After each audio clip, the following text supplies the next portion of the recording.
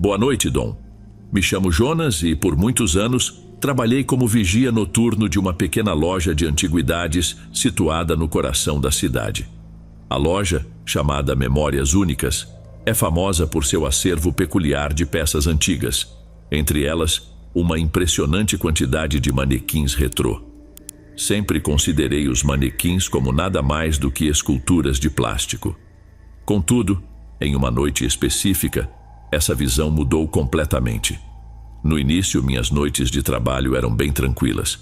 A loja permanecia fechada e mergulhada na penumbra, e minha companhia se limitava aos objetos antigos: roupas, quadros, jarros e, é claro, os sempre imóveis manequins dispostos pelas prateleiras e pelo salão principal. Alguns vestiam roupas, enquanto outros eram apenas exibidos. No começo, eu até gostava da solidão e da serenidade que as madrugadas proporcionavam. Mas essa calmaria foi interrompida após a chegada de uma nova remessa de mercadorias. Certa noite, ao chegar para o turno, fui recebido por Alberto, o proprietário da loja, que exibia seu habitual sorriso animado, um sinal claro de que tinha algo novo para me mostrar. Ele apontou para uma grande caixa no centro do salão e, entusiasmado, contou que havia recebido manequins muito antigos, que certamente chamariam a atenção dos clientes. Assim que olhei para a caixa, um arrepio percorreu minha espinha.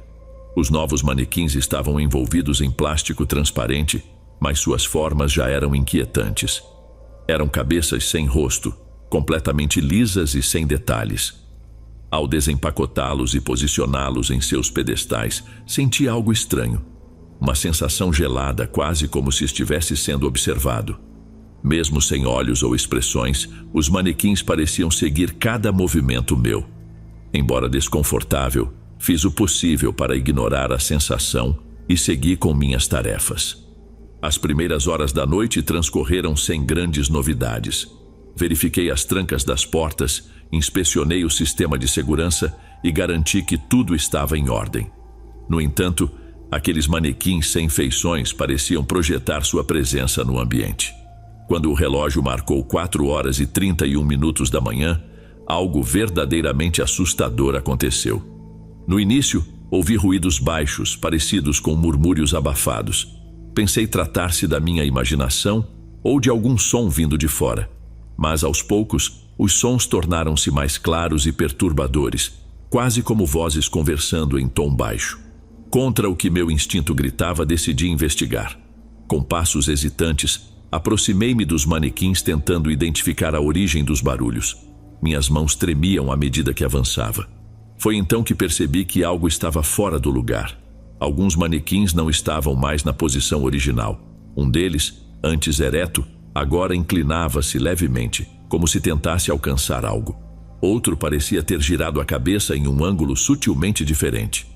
O ambiente estava tomado por sussurros, palavras ininteligíveis que pareciam vir dos próprios manequins. Era como se estivessem comunicando-se em um idioma impossível de compreender. Eu me sentia encurralado em um pesadelo. O medo apertava meu peito enquanto tentava compreender o que estava acontecendo. Apesar de saber que aqueles objetos eram inanimados, o que presenciava desafiava toda a lógica.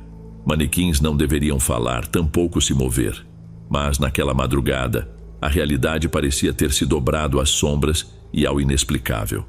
De repente ouvi um som que parecia um suspiro, vindo de um dos manequins. Era como se estivesse respirando. Fiquei estático, tomado pelo pavor, enquanto observava seus ombros subirem e descerem em um ritmo perturbador. Não fazia sentido, era impossível que aquilo estivesse acontecendo. Então, para meu total desespero, um dos manequins deu um pequeno passo na minha direção. O movimento, mesmo discreto, foi suficiente para fazer meu coração disparar. Instintivamente recuei, mas não conseguia tirar os olhos daquele rosto vazio que parecia me encarar. O terror que senti me fez correr para o posto de vigilância, buscando a sensação de segurança. Pelo menos, era o que eu esperava encontrar ali. Sentei-me diante das telas das câmeras, tentando me acalmar, embora minhas mãos ainda tremessem e a respiração saísse irregular. Olhei atentamente para os monitores, esperando algum sinal de que o que presenciei tinha sido real. Mas nas imagens, Os manequins estavam exatamente onde eu e Alberto os havíamos deixado. Simples figuras imóveis, envoltas na escuridão. Mesmo assim, o clima na loja era sufocante. Eu não conseguia desviar os olhos das câmeras, esperando ansioso por qualquer movimento. Mas as telas mostravam apenas silêncio e imobilidade. Respirei fundo, tentando me recompor, e levantei-me, sentindo minhas pernas ainda pesadas pelo medo. Caminhei em direção à porta, lançando olhares cautelosos para os manequins, enquanto murmurava para mim mesmo que tudo não passava de um truque da minha mente. Quando estava prestes a tocar a maçaneta, um rangido forte ecoou pela loja. Virei o rosto imediatamente para o som e vi um dos manequins desabar no chão, produzindo um ruído seco e alto. Senti um calafrio percorrer meu corpo e fiquei imóvel, tomado pelo choque. Não havia ninguém na loja além de mim, e ainda assim, o manequim havia caído sozinho. Decidi enfrentar a situação. Aproximei-me com passos lentos, meu coração disparado, e peguei o manequim caído. Ele estava gelado ao toque, como se tivesse acabado de ser retirado de um freezer. Recoloquei-o em seu pedestal, mas o que vi em seguida aumentou ainda mais meu desconforto. Os manequins não apenas estavam em posições diferentes, mas também pareciam mais detalhados. Apesar de continuarem sem rostos, seus corpos apresentavam uma estranha semelhança com o real. Havia contornos de veias e músculos sob a superfície pálida e lisa.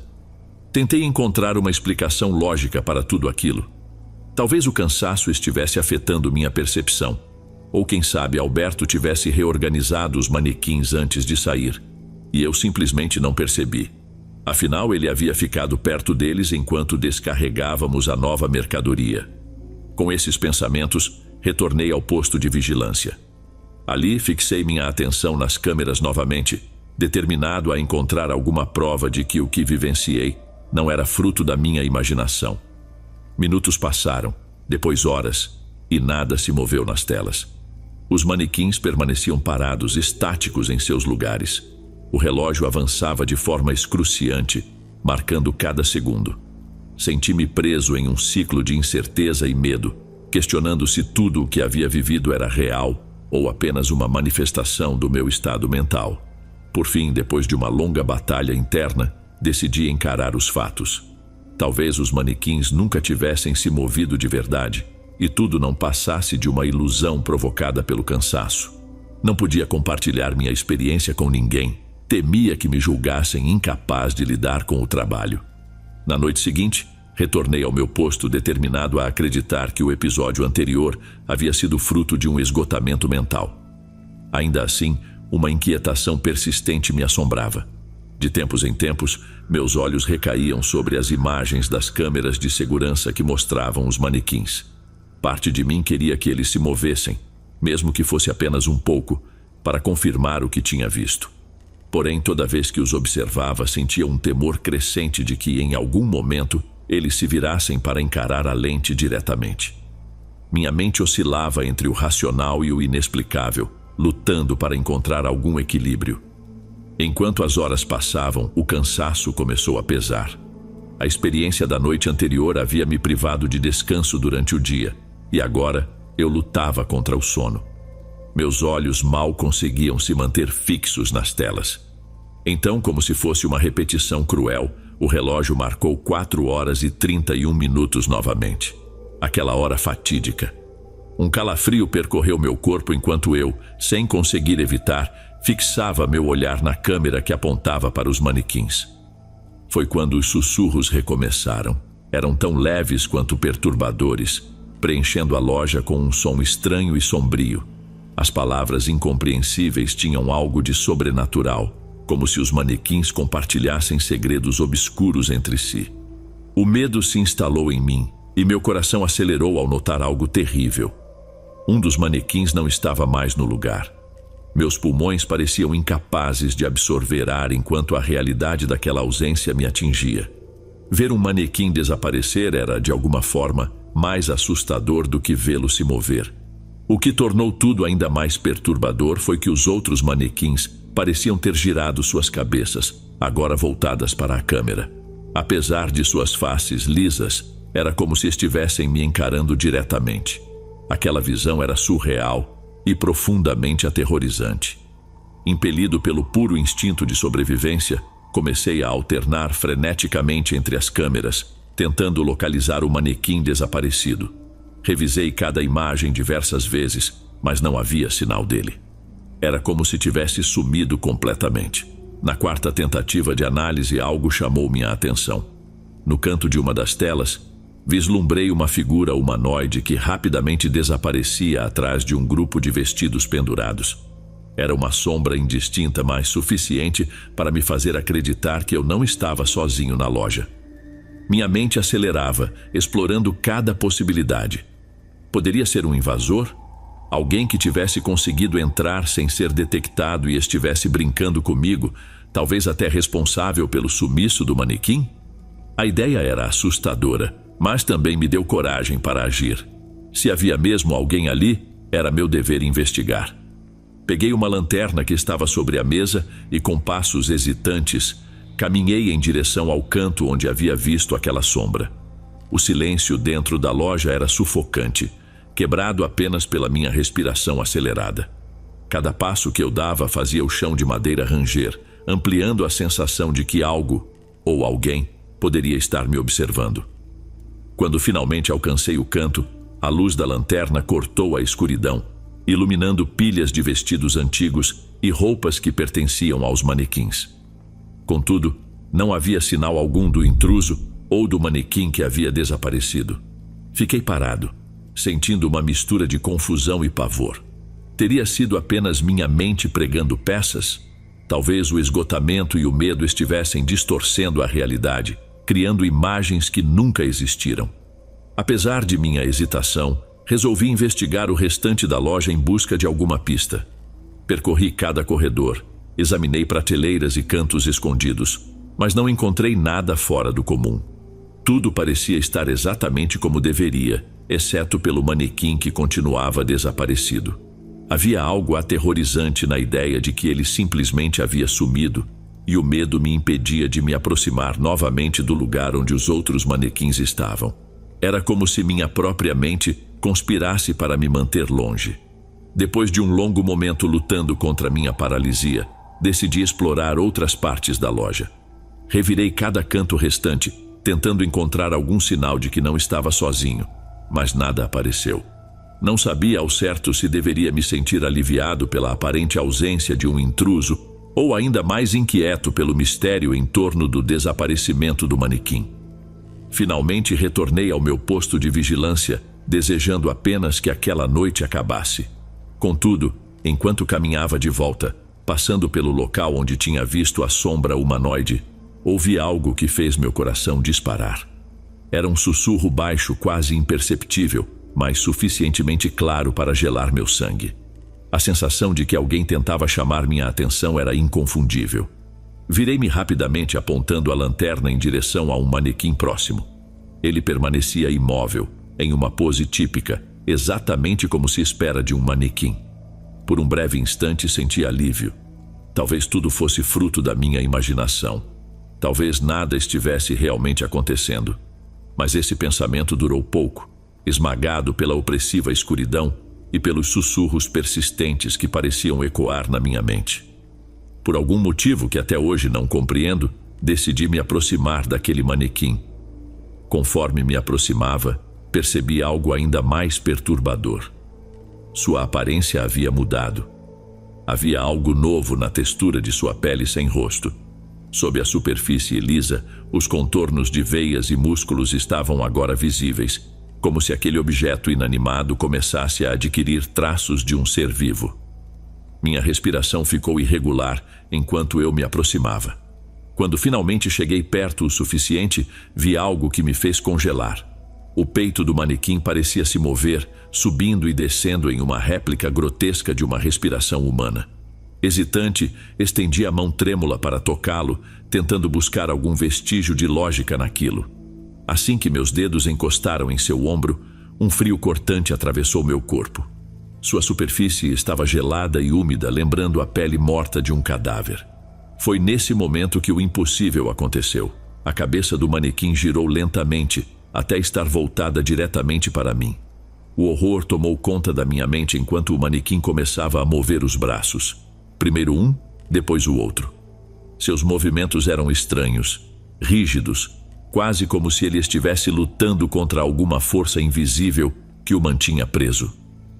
Tropiquei para trás, o coração disparado e a mente mergulhada em um caos de terror. Cada recuo meu parecia convidar o manequim a avançar, seus movimentos desafiando qualquer noção de realidade. Era como se ele fosse movido por algo além da lógica, e isso apenas intensificava meu pânico. Sem saber ao certo como, minhas pernas me levaram correndo até o posto de vigilância. Assim que entrei, travei a porta com um movimento rápido e desesperado. Meus olhos buscaram as câmeras de segurança, procurando respostas, mas as telas estavam repletas de interferências. Estática e flashes de luz obscureciam qualquer visão, deixando-me completamente às cegas para o que acontecia lá fora. Enquanto tentava regular minha respiração e entender o que havia acabado de acontecer, o som de batidas começou na porta do posto. Eram golpes fortes, insistentes, como se alguém ou algo estivesse tentando entrar. A cada golpe, o pânico se intensificava. A porta tremia sob a força das investidas, e eu sabia que não era algo humano que estava do outro lado. As batidas se tornaram mais frenéticas, quase enlouquecidas, enquanto os sussurros familiares voltavam a ecoar. Palavras incompreensíveis, ditas em um tom baixo e perturbador, atravessavam a madeira da porta como um coro sombrio. Eu me senti paralisado, mas meu instinto de sobrevivência me forçou a agir. Minhas mãos trêmulas pegaram uma lanterna e um pedaço de metal que estavam sobre a mesa, as únicas coisas que poderia usar como defesa. Tentei olhar as câmeras mais uma vez, mas as imagens permaneciam inutilizáveis. Eu estava sozinho em uma bolha de medo, preso em um espaço pequeno, cercado por um inimigo invisível. O som incessante da porta sendo golpeada e os murmúrios apenas aumentavam minha sensação de impotência. As horas pareciam se arrastar em um ritmo insuportável. O relógio avançava lentamente, marcando cada segundo como uma sentença, enquanto o cerco à porta continuava. Finalmente, os sons cessaram. O silêncio que se seguiu era quase tão aterrorizante quanto as batidas. Não me atrevi a fazer qualquer movimento. Permaneci imóvel e em completo silêncio, preso no posto de vigilância, com a interferência nas câmeras impedindo qualquer ideia do que acontecia lá fora. Era como se estivesse isolado em uma bolha de escuridão e medo, sem saber se o que estava do outro lado havia partido ou apenas aguardava pacientemente. Com a chegada da manhã, ouvi uma voz que parecia tão distante quanto familiar. Alberto, meu chefe, me chamava do lado de fora. Por mais que soubesse que era ele, o terror ainda me mantinha preso, incapaz de abrir a porta. Finalmente ele trouxe um chaveiro para forçar a abertura, já que eu permanecia paralisado, sem coragem para me mover ou sequer responder. Quando finalmente conseguiram destrancar a porta e investigaram a loja, não encontraram nada fora do lugar. Os manequins estavam exatamente onde deveriam estar, imóveis em suas poses habituais. Pareciam zombar de mim como se soubessem o terror que haviam causado. A normalidade aparente do cenário só tornou tudo ainda mais perturbador. Depois daquela noite, não consegui continuar no trabalho. A ideia de voltar para aquele lugar era insuportável. Entreguei minha renúncia, ciente de que jamais teria paz se precisasse encarar novamente as sombras, os sussurros e os manequins sem rosto que marcaram minha mente de maneira indelével. Tentei seguir em frente, mas as memórias daquela experiência me perseguem constantemente. Elas aparecem em pesadelos e emergem nos momentos mais inesperados, escondidas nos cantos mais sombrios da minha mente. Sei que o que vivi foi real, mas também sei que poucos acreditam na minha história. Apesar de tudo, aquela loja permanece em minha memória como um lugar envolto em mistério e horror. Nunca mais colocarei os pés lá. É um espaço que guardarei para sempre como um pesadelo que preferiria esquecer, mas que se recusa a desaparecer. Antes de irmos para o próximo relato, se você é novo por aqui, não se esqueça de se inscrever no canal e ativar o sininho para receber as próximas histórias. Sua presença é importante e seu apoio é essencial. Bem, vamos continuar.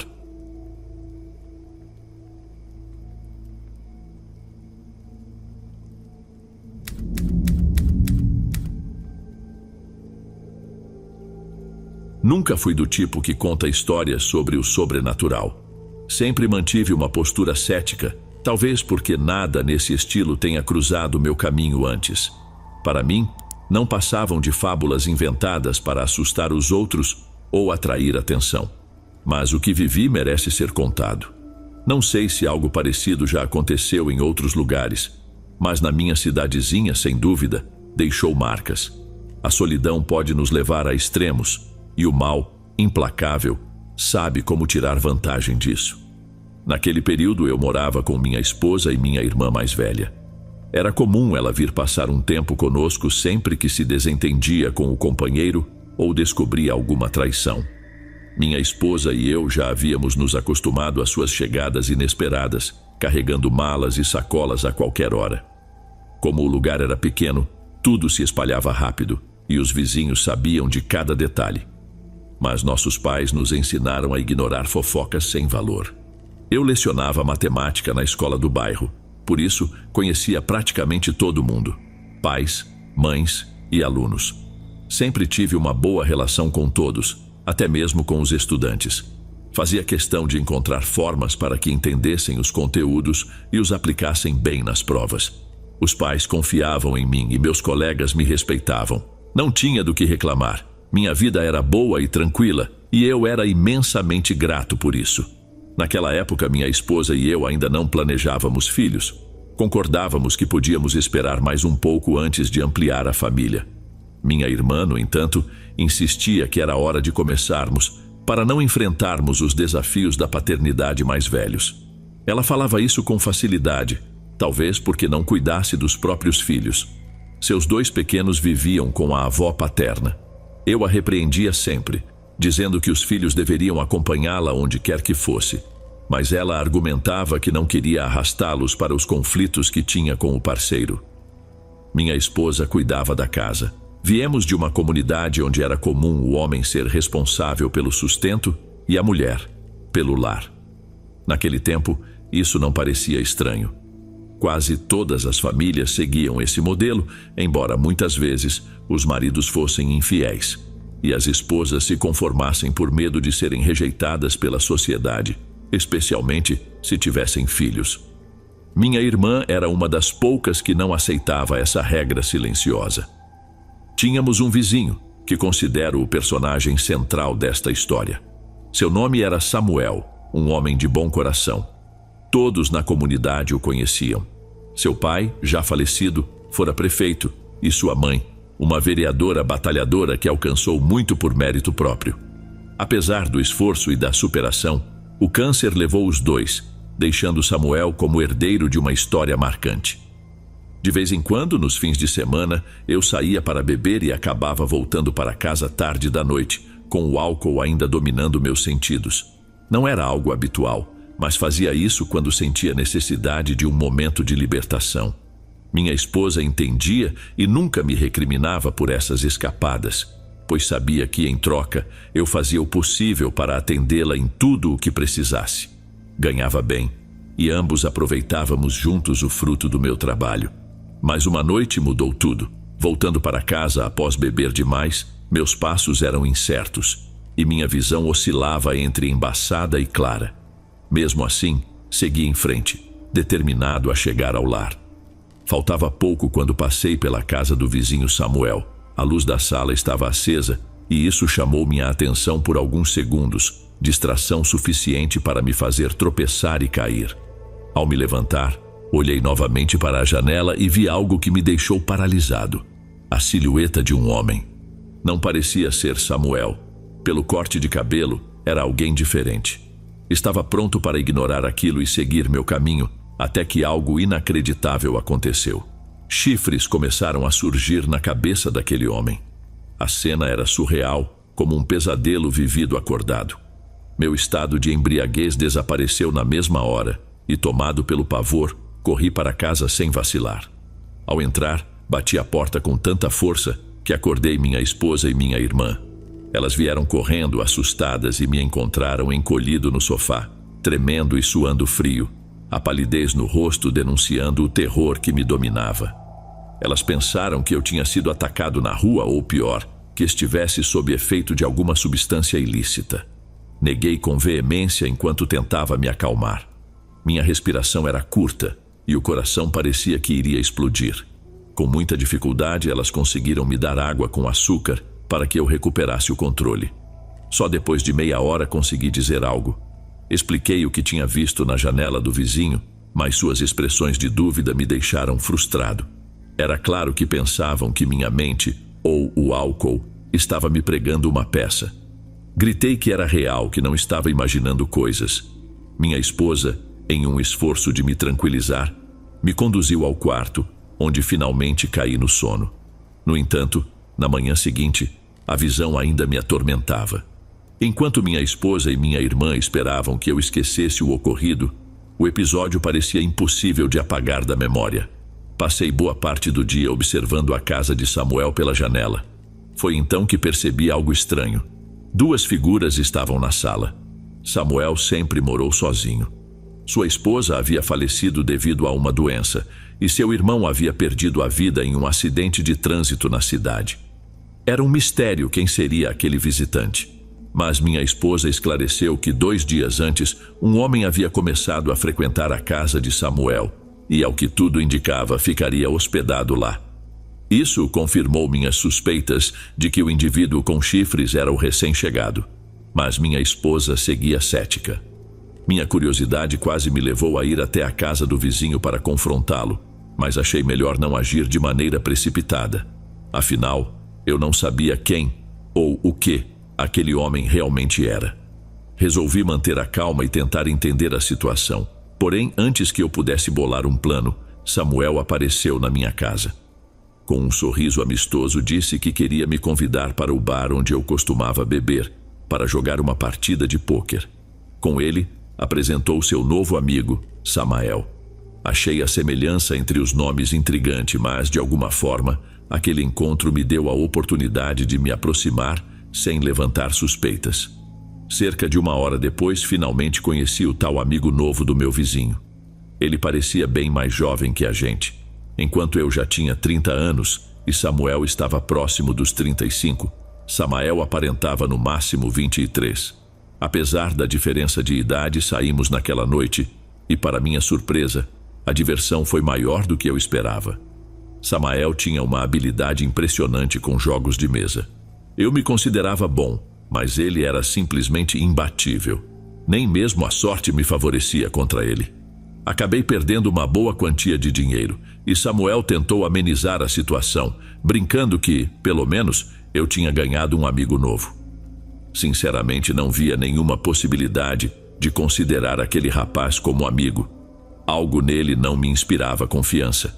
Era uma sensação que eu não conseguia ignorar. E quando tinha esse tipo de intuição sobre alguém, sempre ficava em alerta. Os dias que se seguiram foram meio confusos, e as piadas da minha esposa e da minha irmã não ajudavam. Elas adoravam zombar da visão que eu tivera dos chifres saindo da cabeça de Samael. Algumas vezes, isso me irritava profundamente, mas precisava admitir que elas eram boas com o humor, mesmo que fosse às minhas custas. Samael, por outro lado, fazia de tudo para parecer simpático. Porém, quanto mais ele tentava, mais minhas desconfianças cresciam. Era como se uma parte de mim estivesse sempre em estado de alerta quando ele estava por perto, como um instinto que me avisava de algo fora do comum. Não sabia explicar o porquê, mas não podia simplesmente ignorar essa sensação.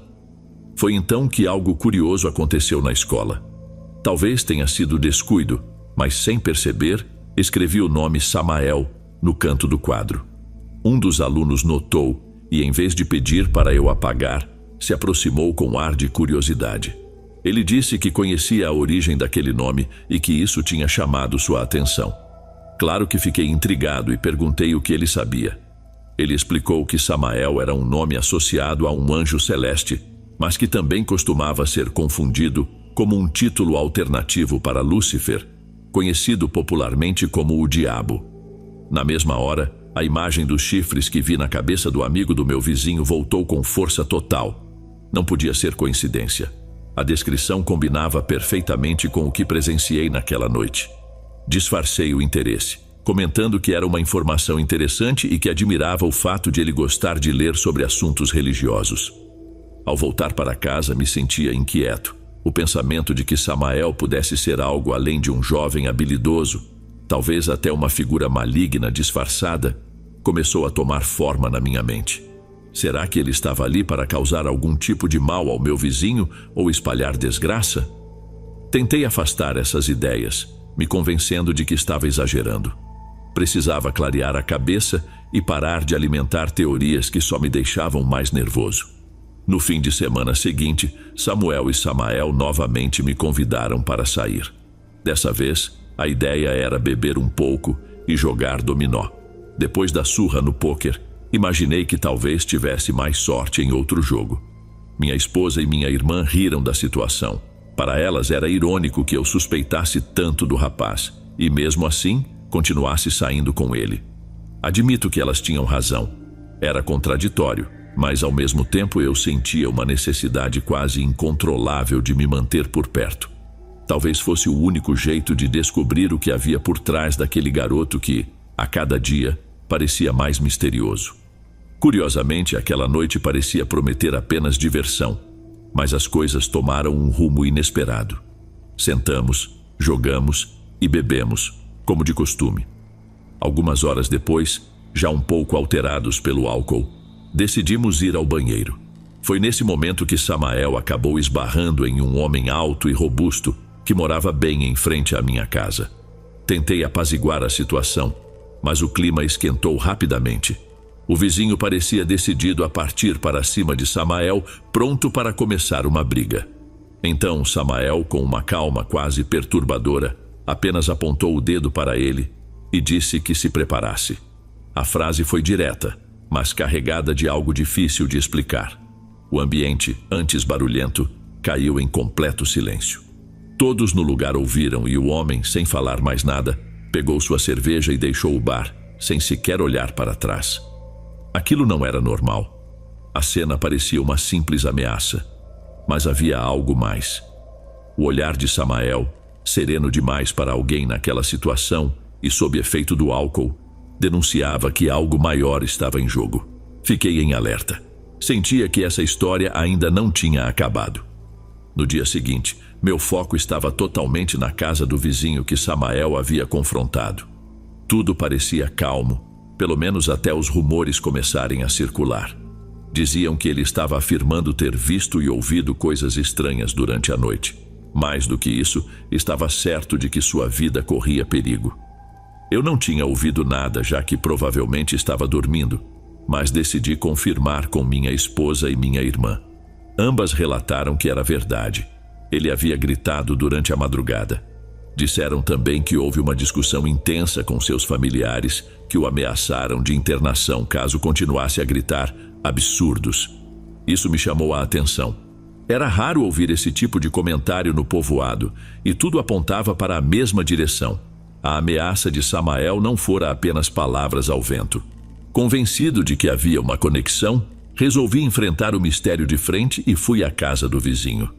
Quem atendeu a porta foi o irmão dele, com uma expressão de cansaço misturada com decepção. Ele queria saber o que eu precisava, claramente desgastado com a situação. Lá de dentro, era possível ouvir Carlos falando em voz alta, discutindo com a esposa ou algum outro familiar. Expliquei ao irmão que queria conversar com Carlos e que estava disposto a ajudar com qualquer coisa. Relutantes, eles aceitaram, e assim consegui me sentar com o homem que agora era o assunto mais comentado da cidade. Comecei perguntando sobre as coisas que ele dizia ter visto e ouvido durante a noite. Carlos percebeu que eu não estava ali para duvidar dele, e isso o encorajou a falar. Contou que tudo aconteceu em uma única noite, mas foi suficiente para abalar suas crenças. Disse que viu figuras vestidas de branco espalhadas pela casa, imóveis como estátuas, bloqueando o caminho. Algumas dessas figuras falavam, afirmando que ele seria condenado ao inferno por ter se metido com quem não devia. Enquanto ele relatava, ficou claro que Carlos não fazia nenhuma ligação entre essas visões e o encontro que tivera com Samael no bar. Para mim, no entanto, não havia dúvida. Os dois acontecimentos estavam conectados. Mesmo assim, eu não tinha como provar nada, apenas sentia com todas as minhas convicções que Samael estava no centro de tudo aquilo.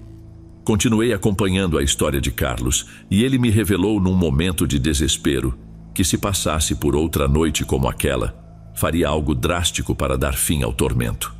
Ainda pediu que Deus o perdoasse antecipadamente. Fiz o que pude para animá-lo, mas nada parecia surtir efeito. Saí dali com as informações que ele compartilhou, mas no fundo não sabia como aquilo poderia ajudar. No dia seguinte, ao voltar do colégio, ouvi que Carlos tivera outro episódio durante a madrugada. A família precisou fazer o impossível para acalmá-lo pela manhã. Ele havia saído correndo pelas ruas, gritando que ele o estava perseguindo, atormentando-o com as entidades que se agarravam à sua casa. Os detalhes eram tão vívidos e específicos que não parecia ser invenção. As pessoas comentavam que Carlos nunca fora assim.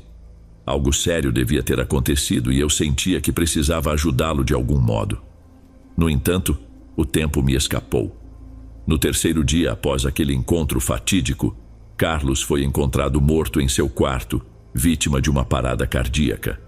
A causa nunca foi esclarecida, mas no povoado as pessoas murmuravam que o diabo o havia levado, exatamente como ele temia. A notícia foi um choque.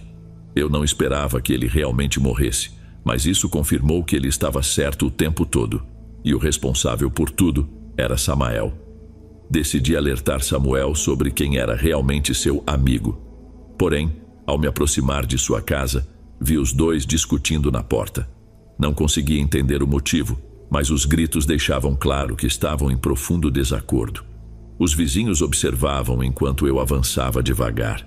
Foi quando Samael, com o mesmo tom calmo e perturbador de sempre, encerrou a briga, apontando o dedo para Samuel e dizendo que iria se divertir mais com ele do que com os outros.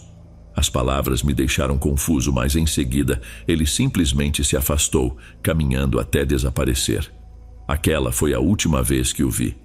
Apoiei Samuel como pude e o acompanhei até sua casa, onde ele me convidou a entrar. Sentamos, servimos um drink e começamos a conversar. Ele não revelou os detalhes da discussão, mas como Carlos, disse que sua vida estava acabada, que não tinha mais salvação e que esperava que Deus tivesse piedade de sua alma. Pedi que fosse mais claro, que parasse de falar em enigmas. Foi então que ele admitiu que Samael era o próprio diabo. Lembrei imediatamente do que meu aluno tinha me contado sobre o nome no colégio. Fiquei atordoado, mas acreditei nele. Perguntei como ele havia se envolvido tão intimamente com Samael. Ele explicou que, após a morte de sua esposa e irmão, sentia-se completamente só. Movido pelo desespero, decidiu invocar Samael para que fosse sua companhia nos dias que lhe restavam. Naquele momento pensei que essa fora a pior decisão possível, um ato de desespero tão tolo quanto perigoso. Mas, olhando para a solidão que ele carregava, consegui compreendê-lo. Ele não queria morrer sozinho, apenas isso. Porém, Samuel logo me pediu que saísse. Disse que não queria ser salvo, que temia a morte, mas que já não havia mais o que pudesse ser feito. Fui embora com lágrimas escorrendo pelo rosto, certo de que aquele homem bom estava condenado. Decidi que buscaria o sacerdote no dia seguinte para tentar alguma forma de ajuda, mas não tive tempo. À meia-noite, os gritos de Samuel romperam o silêncio da noite. Era um som angustiante, carregado de sofrimento. Ele clamava a Deus, implorando que sua alma fosse levada e que fosse poupado do destino terrível que temia, o inferno. A intensidade daquelas súplicas me fez agir imediatamente. Corri até sua casa, arrombei a porta sem hesitar e entrei. Os vizinhos, também alertados pelos gritos, saíram de suas casas. Alguns me viram invadir e decidiram me seguir, mas quando chegamos ao último cômodo, já era tarde. No quarto de paredes vermelhas, um tom que à luz do momento não parecia vir de tinta, encontramos os restos de Samuel. O estado em que estava é algo que nunca conseguirei descrever ou esquecer. Ele havia morrido, mas ninguém conseguia explicar como. Desde aquela noite a casa permanece intocada. As portas estão trancadas e ninguém se atreve a entrar. Tampouco houve interessados em comprá-la, o que, na minha opinião, é a decisão mais sensata. Algo sombrio, Uma presença inexplicável parece ter ficado ali, rondando as paredes e espreitando os que ousam se aproximar. Carrego o que aconteceu como um peso no coração. Por mais que o tempo passe, o lamento pelo destino de Samuel me acompanhará para sempre. Se estiver gostando dos relatos, não se esqueça de já deixar o seu like, ele é muito importante. Bem, vamos continuar.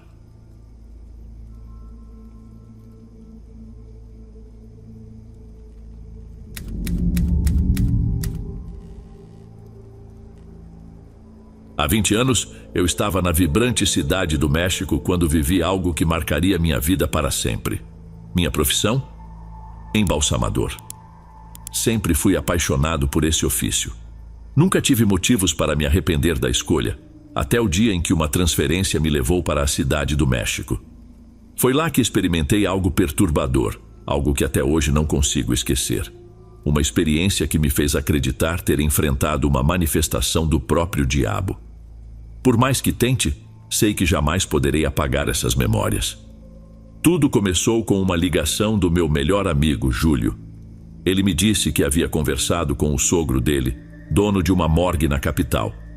Júlio sabia que eu tinha interesse em trabalhar lá.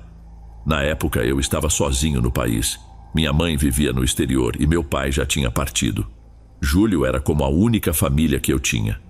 Quando a notícia de que minha transferência foi aprovada chegou, mal acreditei. Fiz minhas malas rápido, ansioso para começar uma nova fase da minha vida. Decidi não dar muito trabalho ao Júlio. Encontrei um lugar para morar antes mesmo de chegar à cidade, pesquisando pela internet. Assim que pisei em meu novo lar, recebi a informação de que começaria a trabalhar já no dia seguinte, exclusivamente no turno da noite. Diziam que eram os mais exigentes, mas para mim não fazia diferença. O salário era melhor e eu precisava dessa mudança. Minha mãe, sempre apoiadora, ficou radiante com a novidade. Na noite anterior ao meu primeiro dia, Júlio me chamou para bebermos. Era uma espécie de celebração entre amigos. Agradeci muito a ele por abrir essa porta para mim. E como sempre, Júlio aproveitou o momento para soltar algumas confidências. Foi aí que ele revelou com aquele jeito descontraído de ser que estava namorando 2 mulheres ao mesmo tempo. Não vou mentir, aquilo me pegou de surpresa. Sempre pensei que Júlio fosse mais sério. Tentei dar algum conselho, mas sabia que ele não iria ouvir. Cuidado, Júlio. Ela é doutora, o pai dela tem muitos contatos. Me referindo à namorada oficial. Ele apenas sorriu e mudou de assunto, como quem não quer conversa. Cheguei em casa tarde naquela noite, meio tonto de tanto beber. Era sempre assim que terminávamos nossas saídas, e eu adorava. Aquele clima de camaradagem fazia qualquer ressaca valer a pena. Mal toquei o colchão e apaguei, enquanto tudo girava ao meu redor. Quando a manhã chegou, tomei um café e comecei a me preparar para a primeira noite de trabalho. A empolgação era tanta que parecia um principiante, mesmo já estando acostumado ao ofício. Aquele novo capítulo parecia cheio de promessas. Assim que cheguei, fui recebido por um homem de terno impecável. Ele me cumprimentou de forma cordial e explicou que tudo já estava registrado no sistema. Sua presença ali era apenas para me dar as boas-vindas, pois quase nunca passava pela morgue. Antes de partir, ele me apresentou Mauro, o responsável pelo turno matutino, que me esperaria até minha chegada todas as noites. Mauro era uma pessoa muito gentil. Depois que o homem de terno foi embora, Mauro se encarregou de me mostrar o espaço e detalhar as tarefas que me cabiam. Apesar de tudo estar bem descrito nos documentos, ele fez questão de me orientar, já que era meu primeiro dia. Antes de sair, Mauro comentou com um sorriso no rosto que às vezes sons estranhos eram ouvidos durante a madrugada e que o melhor seria ignorá-los para conseguir trabalhar tranquilamente. Quis acreditar que era apenas uma brincadeira, mas algo no tom de sua voz me dizia o contrário. Era mais um aviso do que uma piada. Minha estreia no turno noturno foi bem diferente do que imaginei. Enquanto trabalhava em um corpo, as palavras de Mauro ressoavam na minha mente, me inquietando. Eu estava determinado a não deixar minhas emoções me dominarem, pois queria me adaptar rapidamente à nova rotina. Mas aquela noite seria inesquecível e, de certa forma, marcaria o início de algo incomum naquele lugar. Pouco depois das 3 da manhã, quando estava quase finalizando o meu trabalho, algo aconteceu. Uma das macas de metal que estava alinhada junto às outras se desprendeu e rolou silenciosamente até me atingir pelas costas. O choque do metal frio contra meu corpo me fez pular instintivamente, quase caindo ao perder o equilíbrio. Meu primeiro pensamento foi que alguém estava ali comigo. Talvez Mauro tivesse ficado escondido para pregar uma peça como ritual de boas-vindas, mas logo percebi que não era o caso. Eu estava completamente sozinho na morgue. Saí da sala para confirmar e, de fato, o prédio estava deserto. O detalhe que mais me perturbava era que aquelas macas possuíam freios nas rodas, impedindo que se movessem. Tentei convencer a mim mesmo de que alguém poderia ter esquecido de travar os freios naquela específica, mas a coincidência de ela rolar diretamente até mim era inquietante. Além disso, as rodas de metal faziam um som característico ao se movimentarem, e eu não tinha ouvido nada. Sem escolha, reposicionei a maca e tentei ignorar o ocorrido. Era isso ou me deixar dominar pela tensão pelo resto da madrugada? Percebi que as noites naquele lugar seriam tudo menos tranquilas. Mauro, de alguma forma, havia se acostumado, mas talvez o turno diurno fosse mais calmo, o que explicaria por que eu ficava com as madrugadas. Esses pensamentos me mantiveram alerta, permitindo que eu concluísse o trabalho antes de me retirar para o quarto de descanso. Mesmo deitado, o sono não veio fácil. Ficava imaginando se alguém poderia entrar sem que eu percebesse. Ainda remoía o incidente com a maca. Não fazia sentido ela ter se movido sozinha. Se fosse o caso, por que aconteceu somente naquele horário? Não havia nenhuma corrente de ar naquela sala. Essas perguntas ficaram martelando em minha cabeça, mas sabia que precisava descansar. Aquela foi apenas a primeira de muitas noites que prometiam ser desafiadoras. A inquietação tomava conta de mim de forma que eu não conseguia controlar. A noite passou arrastada, e quando o amanhecer chegou, decidi que seria melhor descansar em casa assim que terminasse o turno. Para minha surpresa, não encontrei Mauro para a troca, mas sim Paloma, uma colega embalsamadora. Foi ela quem explicou que o turno era dividido entre 3 pessoas, o que não haviam me dito antes. Não dei muita importância ao detalhe. Paloma era encantadora, e sua amabilidade rapidamente afastou os pensamentos inquietantes sobre a madrugada anterior. Entreguei o turno, fui para casa e desabei na cama. Estava tão exausto que a fome sequer me incomodava. Tudo o que queria era dormir. Acordei já depois da 1 da tarde com o celular cheio de chamadas de Júlio.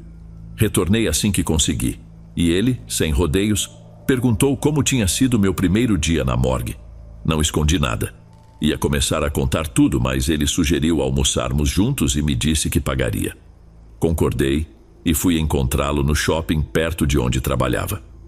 Durante o almoço narrei o ocorrido, o que Mauro havia comentado e o incidente da maca. Esperava que Júlio debochasse e me chamasse de louco ou algo parecido, mas ele não fez isso.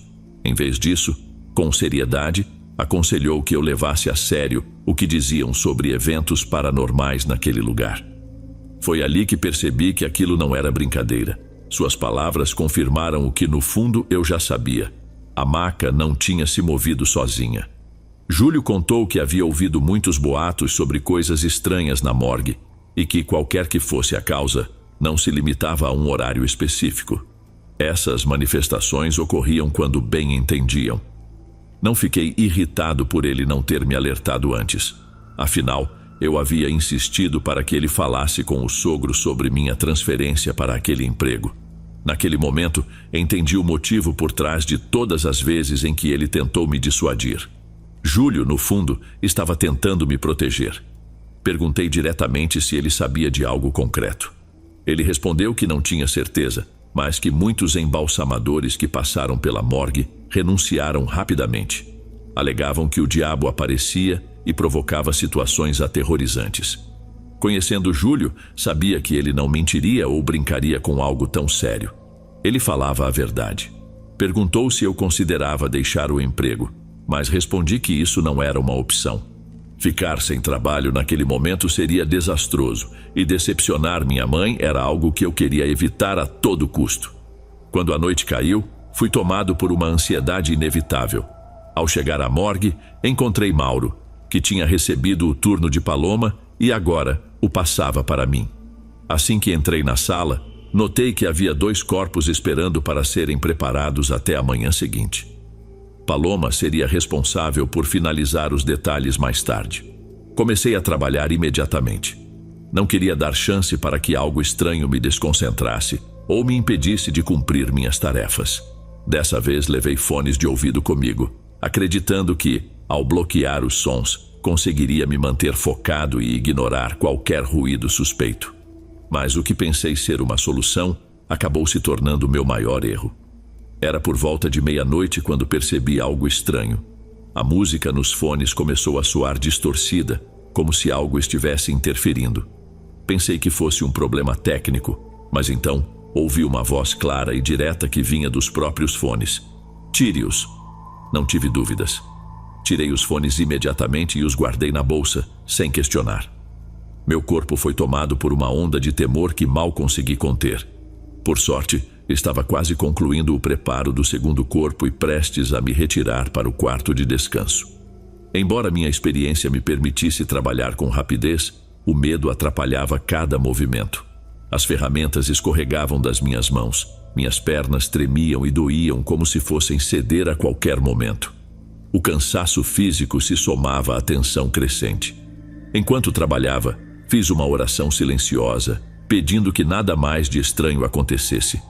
Foi quando ouvi passos atrás de mim. Virei-me de repente com um bisturi levantado, pronto para reagir. Imaginei que poderia ser um ladrão ou alguém que invadira a morgue, mas o que vi foi completamente inesperado.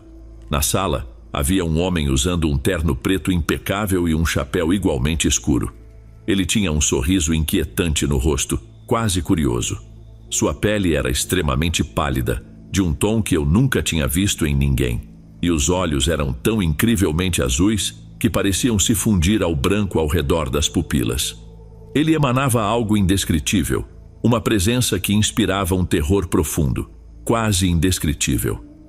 Naquele momento, as palavras de Júlio voltaram à minha mente. O diabo às vezes aparece pelos corredores da morgue. Não tive dúvidas. A figura diante de mim só podia ser ele. Quando o homem finalmente falou, tive certeza. Você está confortável? Minhas pernas tremeram tanto que precisei me sentar. O suor escorria pela minha testa e meu coração batia tão acelerado que parecia que ia parar. Enquanto eu tentava processar o que estava acontecendo, vi algo impossível. Uma das macas da sala se deslocou sozinha até ele. Ele se sentou nela com a naturalidade de quem estava em sua própria casa. Em seguida, com um gesto casual, ele me pediu que continuasse o trabalho. Sem saber de onde tirei coragem, perguntei se ele era o responsável pela maca que havia me atingido na noite anterior. Ele riu, uma risada debochada que me gelou o sangue. Aquilo te assustou? Perguntou como se fosse óbvio. Eu apenas balancei a cabeça afirmativamente, incapaz de dizer uma palavra. Ele não respondeu diretamente, mas seu silêncio confirmou o que eu temia.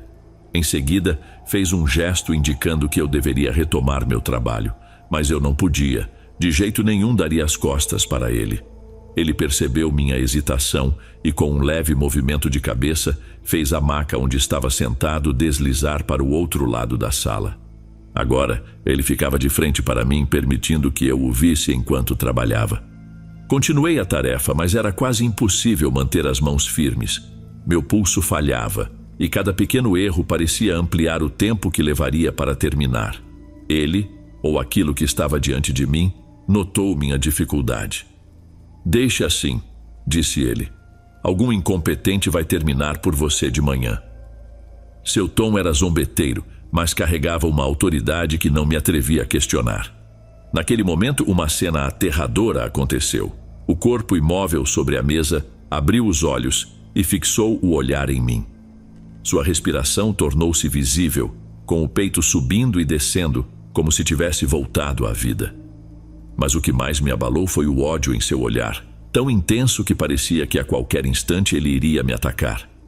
Atrás de mim, o diabo soltou uma gargalhada que ecoou por todos os corredores da morgue. Quando vi o corpo tentando se levantar, entrei em pânico. Sem pensar duas vezes, corri para o quarto de descanso, trancando a porta com toda a pressa possível. Do outro lado, a voz do diabo me chamava, ordenando que eu saísse e continuasse meu trabalho. Mas eu não lhe dei ouvidos. Não havia chance de abrir aquela porta, independentemente do que ele dissesse. Tudo o que eu podia fazer era torcer para que ele me deixasse em paz, ou ao menos não conseguisse me encontrar. Confesso que chorei. O medo tomou conta de mim de forma que não consegui controlar. Ajoelhei-me, encostando a cabeça na porta, e orei com todas as forças para que Deus me protegesse. Do outro lado, a voz persistente do diabo ressoava, aumentando meu desespero. Nunca imaginei que passaria por algo assim. Os detalhes daquela noite ainda são difíceis de descrever com precisão. Não preguei os olhos, e quando os primeiros raios de sol surgiram, lá estava eu, ainda ajoelhado, com o rosto molhado pelas lágrimas secas, os olhos inchados e vermelhos. O silêncio da manhã trouxe um alívio momentâneo. Já não ouvia a voz do diabo, e foi isso que me deu coragem para sair. Caminhei até a sala onde o corpo estava. Ele estava deitado, com os olhos fechados, imóvel, sem qualquer sinal de vida. Terminei o que pude com o tempo que restava antes de Paloma chegar. Ela me perguntou gentilmente se eu não havia conseguido terminar tudo e, sem esperar por uma explicação, disse que cuidaria do restante. Apenas assenti, desviando o olhar para que não percebesse o estado em que eu estava. Voltei para casa e lá, finalmente, desabei. O choro que havia segurado veio com força. Aquela noite foi terrível, mas no fundo, eu sabia que ainda enfrentaria algo pior. Mais tarde liguei para Júlio e nos encontramos por volta das 3 da tarde. Contei tudo, sem esconder nada, e disse que pretendia pedir demissão, não importava o que viesse depois. Ele, no entanto, me fez reconsiderar. Disse que se eu fizesse isso, seria difícil conseguir outro trabalho, e minha reputação ficaria manchada por abandonar o emprego na primeira semana. Pediu para que eu fosse forte e esperasse enquanto ele tentava conseguir uma transferência ou, ao menos, um novo turno com o sogro. Apesar de todo o medo, decidi ouvi-lo. Ele tinha razão, e sua crença no que eu contava me confortava mais do que eu poderia admitir. Júlio era realmente um grande amigo. Além disso, ele tinha um ponto válido. Se o diabo quisesse me machucar, ele já teria feito. Eu estava indefeso, e ele teve todas as oportunidades para agir. Esse pensamento me deu um pouco de paz, ainda que breve. Passei o restante do dia inquieto, temendo o que a próxima noite traria. Para minha surpresa, recebi mensagens de Paloma. Ela havia me dado seu número e naquela tarde me convidou para sair, dizendo que queria me conhecer melhor. Também mencionou que haviam alterado os turnos e agora ela cobriria o noturno, enquanto Mauro ficaria com as manhãs. Não nos encontraríamos mais pela manhã, mas ao menos teria sua companhia à noite. Sem saber, Paloma me trouxe um conforto inesperado naquele momento sombrio. A noite finalmente chegou e eu já estava tomado por uma ansiedade sufocante, apesar de todos os meus esforços para me distrair. Se a noite anterior havia sido terrível, esta superou qualquer expectativa. Tudo começou enquanto eu trabalhava em um corpo. Havia outro sobre uma maca que ficaria sob os cuidados de Mauro pela manhã. Tentei manter a concentração e realizar meu trabalho como de costume, mas então ele apareceu novamente. O diabo estava lá zombando de mim, rindo de meu medo. Ele me provocava dizendo que sabia exatamente onde eu havia me escondido na noite anterior e que gostava de ver meu terror. A impotência me consumia, sabendo que não havia nada que eu pudesse fazer para me defender. O tom dele mudou e começou a falar de Mauro, dizendo que o desprezava profundamente e lançando insultos direcionados a ele. Fiquei calado, tentando me concentrar no que fazia, até que algo aconteceu. O corpo que estava sobre a maca à minha frente começou a se mover. Lentamente ergueu-se e ficou de pé. A cena era tão aterrorizante que eu fiquei completamente paralisado. Nunca imaginei que viveria algo assim. Quando o corpo começou a se aproximar de mim, ouvi as palavras do diabo. Se ele te pegar, você morrerá. Não esperei para confirmar. Larguei tudo e corri, trancando-me no quarto de descanso novamente. Fiquei lá, com a respiração descompassada, o coração disparado. Alguns minutos depois, ouvi passos do lado de fora que pararam exatamente diante da porta. Era ele. O diabo ria e dizia para eu não me preocupar, pois o verdadeiro terror viria pela manhã. A madrugada se arrastou e, mais uma vez, não consegui dormir. Quando o sol finalmente nasceu, ouvi Mauro chegando e indo direto para a sala dos corpos. Poucos segundos depois, o prédio foi preenchido com seus gritos desesperados. Eram gritos de dor e súplica que me gelaram até os ossos. Não sei o que estava acontecendo ali dentro, mas sabia que era algo horrível. Os gritos continuaram por quase meia hora, até que o silêncio tomou conta. Sem pensar muito, abri a porta e saí correndo da morgue sem olhar para trás. Quando a situação foi investigada, o corpo de Mauro nunca foi encontrado. As câmeras de segurança não mostraram absolutamente nada, nem mesmo a minha presença trabalhando durante a madrugada. Embora eu tenha sido interrogado, não havia evidências contra mim, e o caso foi encerrado sem respostas. Poucos dias depois, o sogro de Júlio conseguiu minha transferência para outro lugar. Durante esse intervalo, não voltei a ver o diabo, mas as marcas daquela experiência ficaram. Paloma, que antes parecia se importar, começou a me enxergar como um suspeito, alguém perigoso. E qualquer possibilidade de algo entre nós morreu ali mesmo.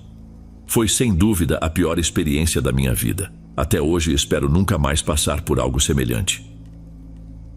Antes de irmos para o último relato, se ainda estiver por aqui, comente o horário que está assistindo. Gosto de saber quem assiste os relatos até o final. Bem, vamos continuar.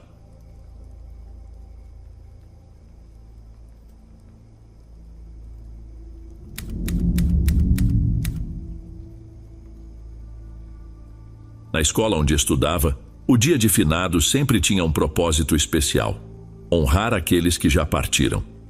Quando a professora anunciou que cada aluno criaria um altar para recordar seus entes queridos, senti um misto de ansiedade e tristeza. Enquanto meus colegas se empolgavam com a ideia, eu me mantinha em silêncio, carregando um peso que parecia maior a cada dia. Desde que minha mãe faleceu em um acidente alguns meses antes, passei a morar com minha avó. Ela era uma mulher endurecida pela vida e pelo álcool, passando as noites em cantinas da colônia popular, o bairro humilde e cheio de conflitos onde vivíamos. Quando ela voltava para casa, sempre tarde e bêbada, eu me escondia no quarto para evitar seus gritos e críticas. Ouvia rumores na vizinhança de que ela se envolvia em atividades ilegais, usando a casa para esconder criminosos durante batidas policiais. Sentia-me sozinho e impotente diante de tudo isso. Mesmo cercado por tanta hostilidade, mantinha vivas as lembranças de minha mãe.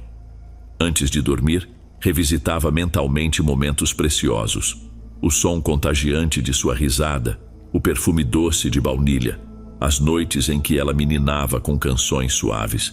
Essas memórias eram meu refúgio, um abrigo seguro onde me escondia das dores do presente. No dia da atividade, levei a única foto que tinha dela. Nós dois sorrindo, abraçados em um parque. Recolhi flores de cempasúchil pelo caminho, carregando-as com cuidado em minhas mãos pequenas. Enquanto os colegas decoravam altares com fotos de avós, pais e irmãos, montei o meu. Era simples, mas carregado de significado. Coloquei a foto de minha mãe no centro, cercada pelas flores, um pão de morto que ganhei de uma vizinha, uma vela que encontrei em casa e uma caveirinha de açúcar que a professora me deu para completar. Enquanto montava o altar, sentia um aperto no peito. As outras crianças riam e compartilhavam histórias, mas eu permanecia em silêncio, contemplando o altar com um olhar distante. A professora se aproximou, colocando uma mão em meu ombro. "Seu altar está lindo. Tenho certeza de que sua mãe estaria muito orgulhosa de você", disse ela, oferecendo um sorriso acolhedor. Assenti sem dizer nada, mas suas palavras tocaram algo profundo em mim. Ao fim das aulas, decidi que visitaria o cemitério para mostrar o altar à minha mãe e dizer o quanto sentia sua falta. O dia de finados transformou a escola em um espetáculo vibrante de cores e aromas. Altares decorados com flores, velas e caveirinhas de açúcar. Professores e alunos caminhavam entre as homenagens, admirando os trabalhos e compartilhando histórias sobre entes queridos. Mas eu me mantinha à margem, sozinho com minha dor. Durante o recreio, enquanto as outras crianças brincavam e riam, senti-me atraído por um lugar que ninguém queria ir: o banheiro abandonado da escola. Havia rumores entre os alunos sobre sons estranhos e sombras que dançavam ali. Aquele lugar era evitado por todos, mas, por alguma razão, algo invisível parecia me puxar para lá.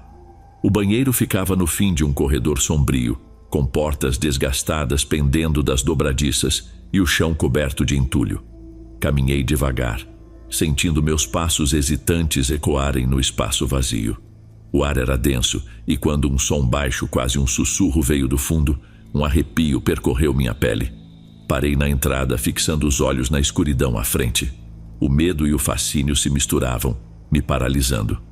Lá no fundo, uma silhueta feminina começou a se formar. Era um contorno difuso, mas inconfundível. Meu coração disparou e dei alguns passos à frente, mal conseguindo respirar. A figura flutuava de maneira suave, quase irreal, e a cada movimento um arrepio gelado subia pela minha espinha. "Mamãe?" sussurrei quase sem acreditar no que estava vendo. Ela parou e virou-se para mim. Mesmo sem conseguir ver seu rosto com clareza, eu sabia que era ela. As lágrimas brotaram antes que eu pudesse me conter. Com a garganta apertada, dei mais um passo, e foi então que ouvi sua voz. Aquela voz doce e familiar que eu jamais poderia esquecer. "Otávio", disse ela, e por um instante todo o peso do mundo pareceu desaparecer. Antes que eu pudesse responder, sua voz ficou mais firme, carregada de urgência. "Não posso ficar com você. Você precisa encontrar seu pai. Ele pode cuidar de você." Fiquei parado, sem entender direito. "Meu pai? Mas eu não sei onde ele está", murmurei, tentando encontrar respostas em meio à confusão. "Deve encontrá-lo. Sua avó não é boa para você. Procure por ele", insistiu, e sua voz tinha tanto afeto quanto preocupação. Antes que eu pudesse perguntar mais, ela começou a desaparecer. A silhueta se dissolveu na escuridão e, de repente, eu estava sozinho novamente, tremendo e tentando processar o que havia acabado de acontecer. Fiquei ali por alguns minutos imóvel, antes de correr de volta ao pátio, com a mente em turbilhão. O resto do dia passou como um borrão. Não conseguia parar de pensar no que aconteceu. Como poderia encontrar um pai que nem conhecia? Quando a última campainha tocou, peguei minhas coisas e fui para casa, ainda perdido em meus pensamentos. Ao chegar, encontrei minha avó na cozinha, a mesa bagunçada com uma garrafa de licor pela metade. Não sabia se era coragem ou desespero, mas contei a ela o que havia acontecido. Precisava de respostas, de qualquer coisa que me ajudasse. "Vovó, hoje na escola vi minha mãe. Ela disse que preciso encontrar meu pai", falei, minha voz trêmula. Ela levantou os olhos, o rosto carregado de desprezo. "Não fale bobagens, garoto. Sua mãe está morta e seu pai não existe para nós. Pare de inventar essas histórias e vá arranjar algo útil para fazer", respondeu, antes de beber mais um gole da garrafa. Baixei a cabeça, sentindo o peso esmagador de suas palavras. Mesmo assim, no fundo, sabia que não poderia ignorar o que ouvi. Refugiei-me no meu quarto, sentindo a solidão como nunca. Abracei meu travesseiro e chorei até que as lágrimas me levassem ao sono. E foi lá, nos sonhos, que minha mãe voltou. Com a mesma voz firme e cheia de ternura, ela repetiu: "Procure seu pai, Otávio. Procure seu pai." Acordei diferente naquela manhã. Algo em mim havia mudado. As palavras dela não me deixavam, como se fossem um chamado impossível de ignorar. Decidi que faria disso minha missão. Não sabia por onde começar, mas precisava tentar. Os dias passaram, mas a mensagem continuava a me perseguir. Cada noite, sonhava com minha mãe, e sua voz parecia mais urgente a cada vez, como se o tempo estivesse se esgotando. Certa noite sonhei com algo diferente. Estava em um campo cheio de árvores altas e flores vibrantes, ao lado de um altar que parecia muito com o que montei na escola. Minha mãe estava lá, sorrindo, mas seus olhos carregavam uma preocupação silenciosa. "Otávio, você deve procurar seu pai", disse ela, apontando para o horizonte. Acordei com o coração disparado. Aquilo era uma pista, mesmo que vaga, e era o suficiente. No dia seguinte decidi agir. Discretamente comecei a perguntar aos vizinhos se alguém sabia algo sobre meu pai, ou lembrava de um homem que tivesse sido próximo de minha mãe antes de eu nascer. Depois de insistir muito, uma senhora idosa, Dona Matilde, finalmente me deu uma resposta que trouxe esperança. Sim, lembro-me de um homem chamado Pascoal. Ele trabalhava no depósito de caminhões, lá na saída da colônia. Costumava vir por aqui anos atrás, sempre com sua mãe. Talvez seja ele quem você procura, disse ela, acariciando meus cabelos de forma gentil. Aquelas palavras me deram uma determinação nova. Decidi que depois da escola, iria até o depósito. Naquela tarde, mudei meu caminho habitual e fui em direção ao lugar. O depósito ficava afastado, longe do barulho da colônia. Era grande e movimentado, cheio de trabalhadores e caminhões indo e vindo. Sentia-me pequeno diante de tudo aquilo, mas continuei, guiado pela coragem que havia encontrado em mim. Enquanto andava por entre os caminhões, procurando alguém que pudesse me ajudar, um arrepio inesperado percorreu minha espinha. Ao me virar, vi algo que me fez parar de respirar por um instante. Minha mãe. Lá estava ela, ou talvez seu espírito me observando à distância. Ela sorriu, aquele sorriso que eu conhecia tão bem, e apontou para um homem que estava trabalhando em um motor próximo. Respirei fundo e reuni toda a força que tinha para me aproximar. O homem era robusto, tinha cabelos escuros e uma barba espessa e parecia muito concentrado no que fazia. Quando notou minha presença, parou e me olhou com curiosidade. "Olá, garoto, está perdido?" perguntou, limpando as mãos em um pano velho. Minha garganta estava apertada, mas consegui responder, mesmo que a voz saísse trêmula. "Não, senhor, estou procurando meu pai, acho que pode ser você." Ele franziu a testa, claramente surpreso, e olhou para mim como se estivesse tentando encontrar respostas no meu rosto. "Como você se chama, menino?" perguntou com um tom que parecia ter suavizado um pouco. "Meu nome é Otávio Vasques. Minha mãe era Tatiana Vasques. Ela faleceu há alguns meses e me disse para procurar meu pai." Enquanto falava, senti as lágrimas brotando, mas tentei me controlar. Ele ficou parado, absorvendo minhas palavras, e algo mudou na expressão dele. Era como se uma compreensão repentina tivesse surgido. O homem se abaixou para ficar na minha altura, os olhos carregados de emoção. "Quem era sua mãe? Diga-me", insistiu a voz trêmula. "Minha mãe se chamava Tatiana. Ela morreu há algum tempo", respondi, sem conseguir conter as lágrimas que agora corriam pelo meu rosto. Ele fechou os olhos por um instante e respirou fundo. Quando os abriu, estavam cheios d'água. "Filho, eu sou seu pai. Sou Pascoal", disse ele, enquanto me puxava para um abraço apertado. Foi um momento esmagador. O alívio de finalmente encontrá-lo se misturava com a tristeza de tudo o que me levou até ali. "Mamãe disse que eu devia procurá-lo. Ela tem me ajudado", expliquei, olhando ao redor, esperando talvez vê-la novamente. Ele segurou meus ombros com firmeza, olhando diretamente nos meus olhos. "Eu também tenho sonhado com sua mãe.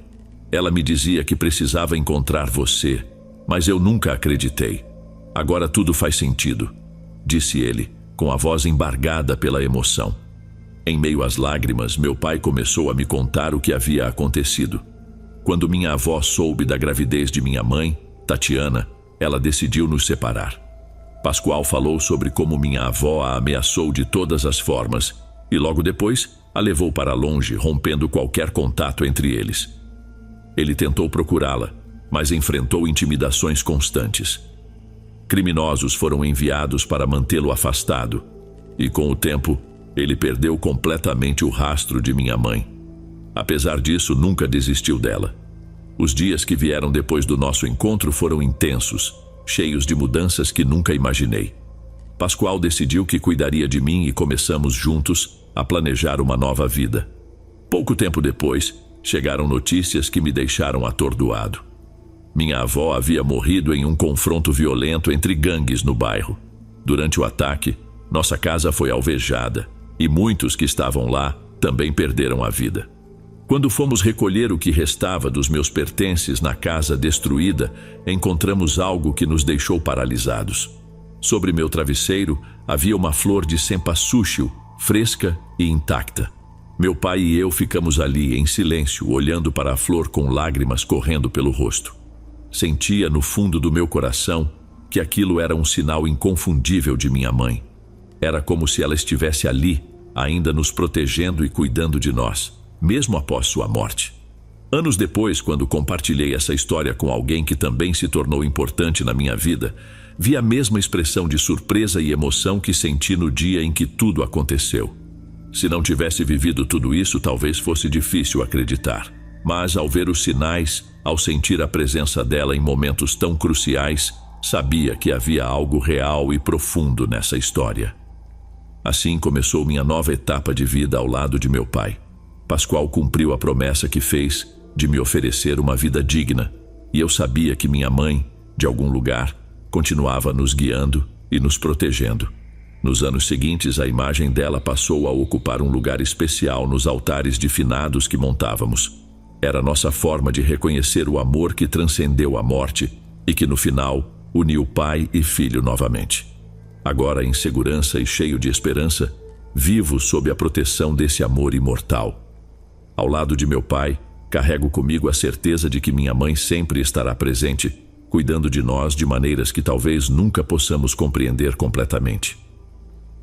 Ei pessoal, obrigado por ouvirem. Clique no sininho de notificações para ser alertado de todas as futuras narrações. Lanço vídeos novos todos os dias por aqui. Espero te ver nos próximos. Agora na tela vou deixar outros 2 bons vídeos que sei que irão gostar. Te vejo por lá.